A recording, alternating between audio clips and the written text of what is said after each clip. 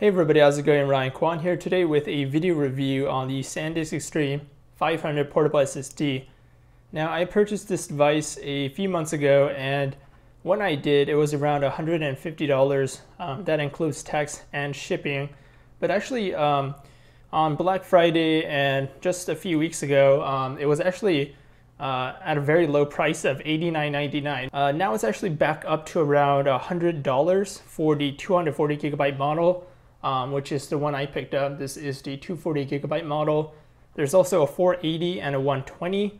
The 480 is nearly double the price of the 240, and the 120 is a little under $100. So in terms of pricing, it's pretty competitive. The Samsung T1 is, as of now, a bit cheaper than the Extreme 500, but I did also actually do a review on the Samsung T1, but I had a few issues with it. I didn't really point them out too much in my review because they didn't really irritate me too much at that time, but that's why I kind of opted to get or try out at least the Extreme 500, and I've actually really been enjoying using the Extreme 500. The performance has really been up there, and the usability or ergonomics with just how it's built and I guess its overall features just have really impressed me. So I went over the pricing. Now with the different variations in the capacity, you do get a little bit of performance changes. So with the 240, I actually don't remember, but it's around, I believe, 400 read or up to 400 read, and I believe around 350 megabytes write. So you do have varying performance with the different capacities. I'll have, because I don't remember, I'll just have it like shown up here in the video so that you guys can see what the max read and write speeds are for the different capacities. Enough of me babbling, let's get into this review. So yeah, just going over the physical hardware here really quickly. As you can see, it looks like, I guess, like a square, but it's like a rounded square. So pretty cute design, I guess. You got the Sandisk logo. You got a clip here so that you can clip it onto a backpack or something. You've got the capacity Extreme 500. And what I also really like, or is probably one of my main favorite features of the Extreme 500 compared to the T1 from Samsung, is you've actually got a rubber foot on the bottom. And that pretty much, just helps it to prevent sliding around on surfaces. It's something so simple and very basic, but it actually makes a huge difference in comparison to the T1 in actual real world usage. So like when I was in Starbucks, editing videos, it's a slippery desk, so like this wouldn't slip around, but for the T1, it does move around and sort of annoys you if it does kind of constantly move around and stuff. So it didn't really play nice with my OCD. So the Extreme 500 definitely is a winner in terms of ergonomics, in my opinion. Over here, you've got a rubber port or rubber cap, I guess, to cover up the micro USB 3.0 port here. Now you do get an included cable, of course, so you can plug this end in here, which I will do. Very simple. And if you got this end with your typical USB 3.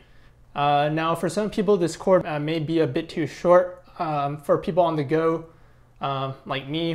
I only really use this on the go. I don't use it for my home or office applications at all, so the length isn't a problem for me. But for people who do need extra length, finding a cable like this one, the micro USB 3.0 to a USB 3, they're kind of very hard to find, at least very high quality ones. So I would recommend looking hard into getting one of these cables. If you do need a longer one, they might be a bit pricey because they're just not very common cables as of now. So definitely something to keep in mind.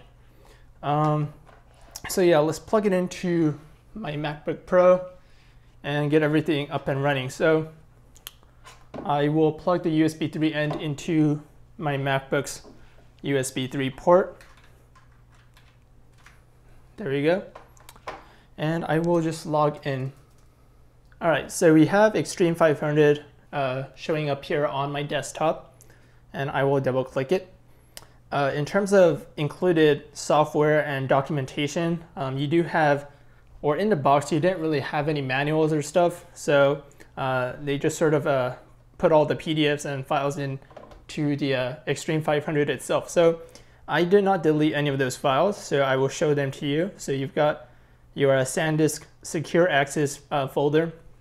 Now, Secure Access is Sandisk's own software to, password protection software for your files when using their flash drives, and also this Extreme 500. So you've got two files in this folder. You've got your quick start guide and also how to download for Mac. Now, for Windows, I didn't really try it out, but I believe you could just double click the Sandisk Secure Access version 3 _ Windows.exe file, and it should install it onto the Extreme 500. But for Macs, when I double click the Sandisk Secure Access v3 _ Mac, it said I couldn't install it on the Mac. So that I quickly realized was because I needed to download another file. So if I double click the download for Mac in the Sandisk Secure Access folder,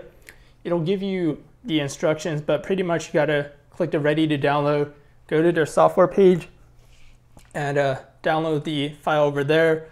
And once you do, you'll get this file,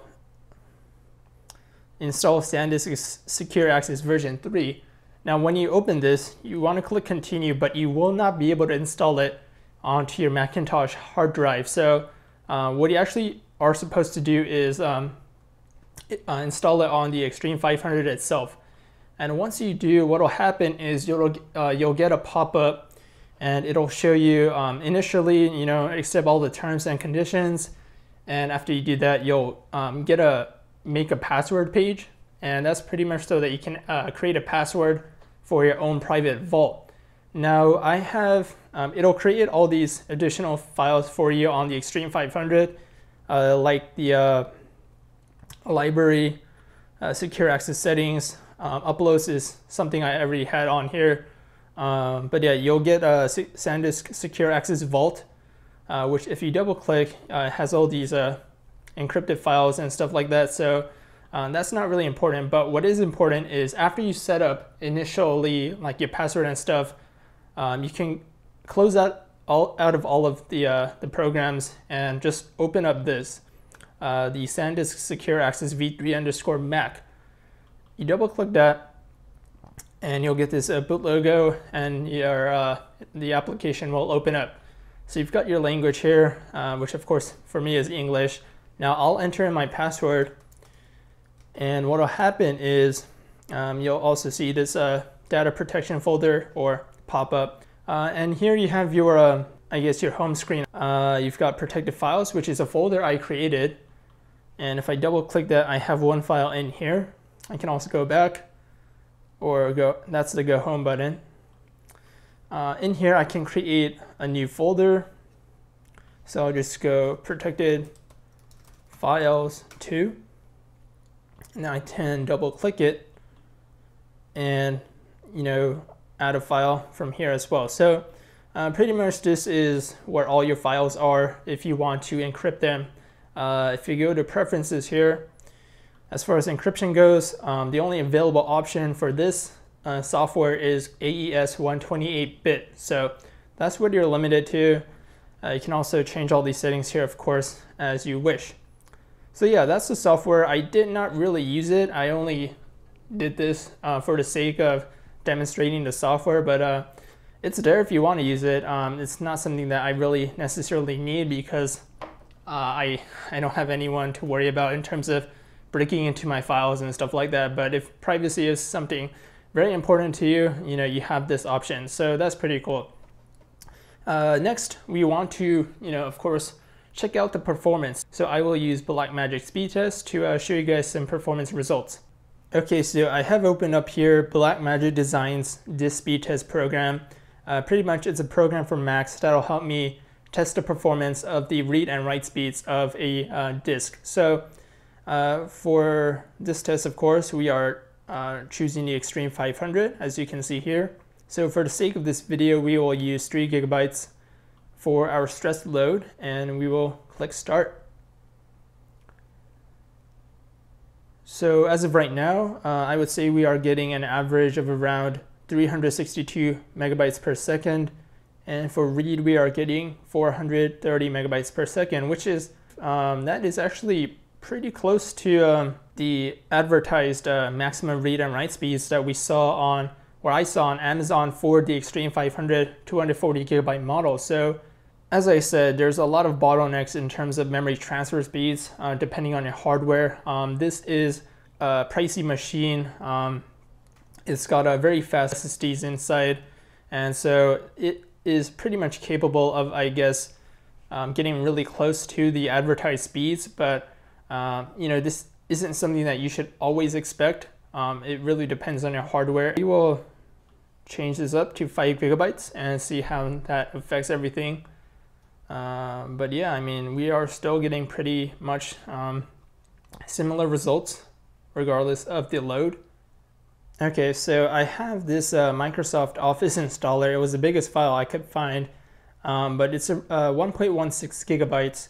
So I will copy this and paste it into the Extreme 500. And yeah, it's already done. So yeah, there you guys go. I mean, performance-wise, this is just amazing. Very comparable to Samsung's T1, but like I said, I much prefer this in terms of usability and ergonomics to the T1. You've got password protection software for 4K video editing, just on-the-go photo and video editing. This thing right here, this awesome little thing, it just works a treat. So definitely, I do recommend the Extreme 500 for anyone who, like does a lot of heavy, intense work, like loads, offloads, a lot of huge files on a daily. This is really the device to have. Internal SSD, USB 3.0 connection, extremely fast data transfer rates. Highly recommend this device. So thanks for watching this video review, you guys. If you have any questions, leave a comment down below.